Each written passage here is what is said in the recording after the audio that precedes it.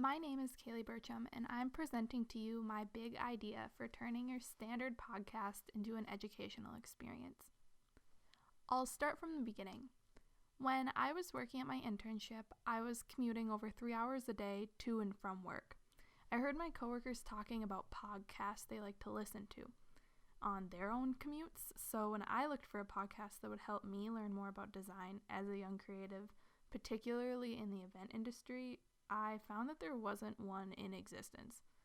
Coming back from my internship, I came up with the idea of recording my own podcast with my professor, Mitch. We created the first season with 6 episodes that each focused on one facet of design attitude and techniques in the business side. The thought behind that was these were things you might not learn in school. So when thinking about the layout of a traditional podcast, I noticed that usually they were just the same people talking about the same things. I didn't feel like I was any more qualified to teach my fellow students, but I knew a lot of people who were good fits to talk about the particular topics that we picked out. The name of the podcast I came up with myself, and it's called Pancakes and Pantones. It was focused around brunch because that's a super millennial thing.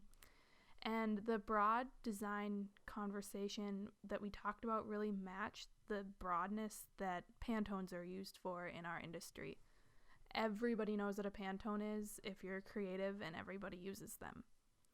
After finishing our first season, I figured that it was going to end. Maybe we'd do another season, but I knew that something was off. There could be more to it, and I didn't know how to incorporate more into the traditional podcast without totally changing it. Then the big idea came to me.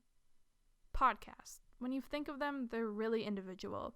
You listen to them alone in your car with your headphones on, and you usually get a little takeaway or two from each episode that might change your behavior, or at least for a short amount of time. But how could I take that to the next level without losing that original podcast feel? After realizing the title of the podcast didn't exactly make a whole lot of sense with that backstory, I was thinking about the title of Driving with Designers or Commuting with Creatives.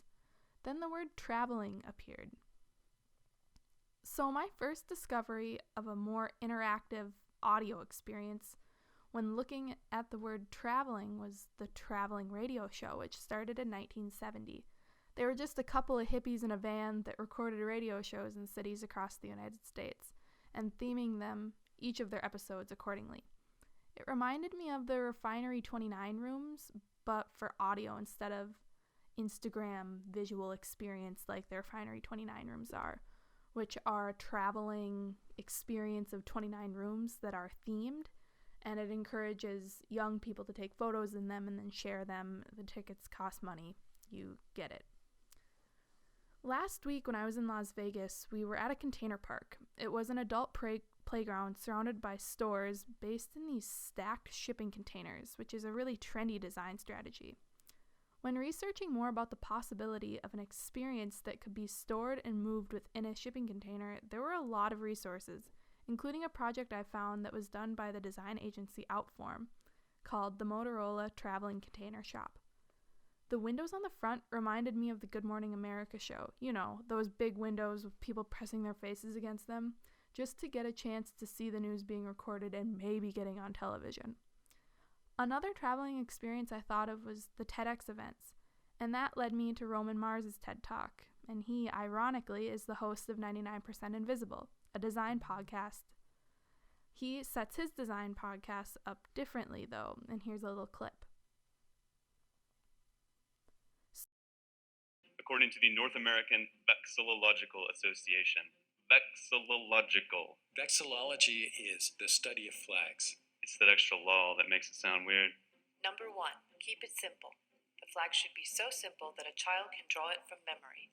Before I moved to Chicago in 2005, I didn't even know cities had their own flags. Most larger cities do have flags. Well, I didn't know that. That's Ted K, by the way. Hello. He's a flag expert. He's a totally awesome guy. I'm Ted K. I have edited a scholarly journal on flag studies, and I'm currently involved with the Portland Flag Association and the North American Vexillological Association.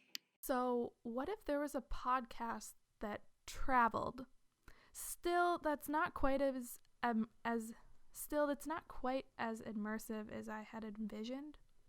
So I thought a little bit more, and Sephora came to my mind. They're a makeup company, and something that they do is they hold traveling master classes that go from city to city, and they invite makeup artists from each city to come teach a small class on the application of a certain makeup product. And the person that they invite is usually a local from that area. This is an education in a different kind of way than podcasting because it's more of a classroom setting. And then that made me think of the Adobe conferences. They're called Adobe Summits. They do something really similar every year in LA, where they have designers come and give talks to a crowd, and then there are opportunities to do workshops with the new Adobe products and a lot of Apple products too. My idea in the end is to create a nomad-style podcast that will be set up in 2 separate parts. It would travel in a shipping container to different parts of the United States, inviting creatives, beginners, and professionals to this late afternoon event where Mitch and I would host a designer panel-style podcast where people could sit and listen to us talk and then network afterward. The next day in the morning, there would be workshops with the same designers on the panel. The workshops would fund the traveling and production of the podcast, while the podcast itself would be creating constant mobile content for listeners who might not be able to get to that area, or maybe they're somewhere commuting, which brings me back to the original thought. And that gets me into the vision of my space. I want this space to function as a traveling network hub for creatives to learn and grow in their professional and personal lives. I envision this space to have invaluable information shared in it, and then once that information has been shared, it can be shared to a community of creatives through the publication of the podcast. The workplace held following the day of the podcast would give participants a chance to get their hands dirty with one-on-one learning from professionals.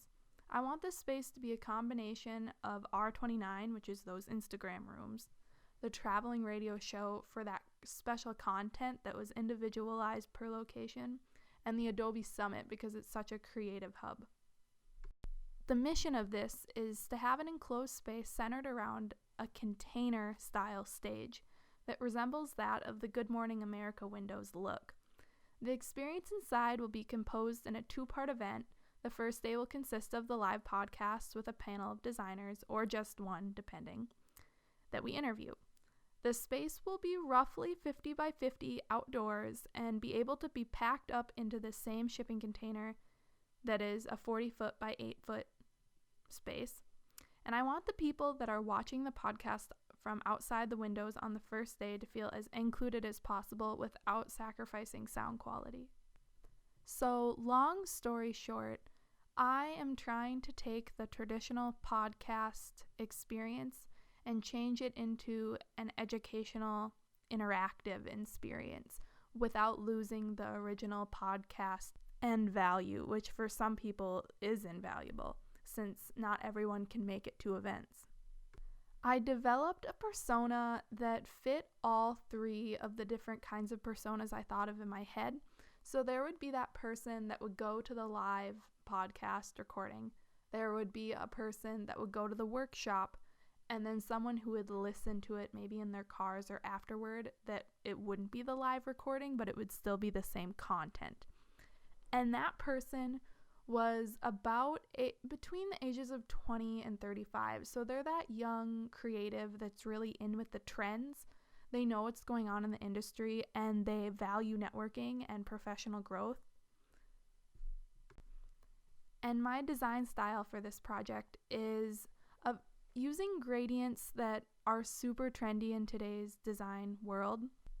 This look is super pop art look, with all of the different crevices into different spaces to make nooks is really commonly used in this style. Linear lighting and bold colors will also help it stand out against whatever kind of background it's set against. And as I'm sitting right now, I don't necessarily have my message and theme hashed out yet. This is about as far as I got, just thinking about more exactly what I wanted to accomplish with this project. Some deliverables will be full renderings of what this space is going to look like, and an experience map that will show exactly what attendees are going to experience at different stages during this event.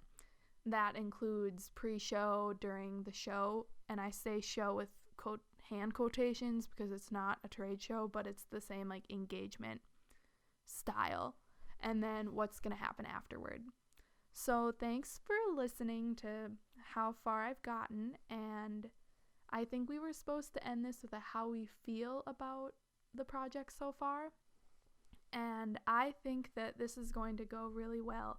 I'm looking forward to maybe figuring out exactly how something like this would work, and since nothing like this exists right now to my knowledge, it's a really cool way to combine like a Adobe Summit with a creative co-working hub while creating content that people that aren't there to experience it get to experience it afterward with that non-live recording.